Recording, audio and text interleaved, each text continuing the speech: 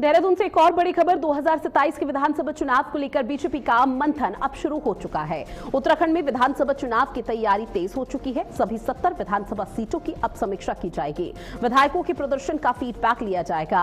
कमजोर सीटों पर बीजेपी का खास फोकस होगा। जनता के फीडबैक से तैयार होगी चुनावी रणनीति। तो बीजेपी की तरफ से विशेष तौर पर मंथन लगातार किया जा रहा है। 2027 में विधानसभा चुनाव होने हैं। चुनावों में किसी भी तरह की कोई कमी ना रहे, बीजेपी का कोई भी ऐसा लूप होल ना बचे जिसकी वजह से बीजेपी को 27 के विधानसभा चुनाव में घाटा हो या नुकसान हो बहुत बड़ा। और विपक्षी पार्टी जो इस वक्त कांग्रेस का यहां पर भूमिका निभा रही है, उसकी वजह से कोई खामियाजा या नुकसान बीजेपी को उठाना पड़े, उसको लेकर पहले से ही मंथन का सिलसिला यहां पर शुरू कर दिया गया है। उत्तराखंड में चूंकि 70 विधानसभा सीटें आती हैं और 70 विधानसभा सीटों को लेकर अब समीक्षा की जा रही है। सबसे ज्यादा जो पैनी नजरें टिकी हुई है वो है पौड़ी, टिहरी और इसके साथ ही हरिद्वार। ये 3 विधानसभा सीटें ऐसी है जहां पर पैनी नजर बीजेपी की है और लगातार कोशिश की जा रही है कि 27 के चुनाव से पहले जितना हो सके उतना धरातल पर तैयारी की जाए। सांसद विधायकों से फीडबैक लिया जा रहा है उनके क्षेत्र का, और जनता के बीच भी सीएम पुष्कर सिंह धामी जाएंगे जहां जनता से भी रूबरू होंगे और इसके साथ ही उनसे भी फीडबैक लेंगे उन्हीं के क्षेत्र के जनप्रतिनिधियों का,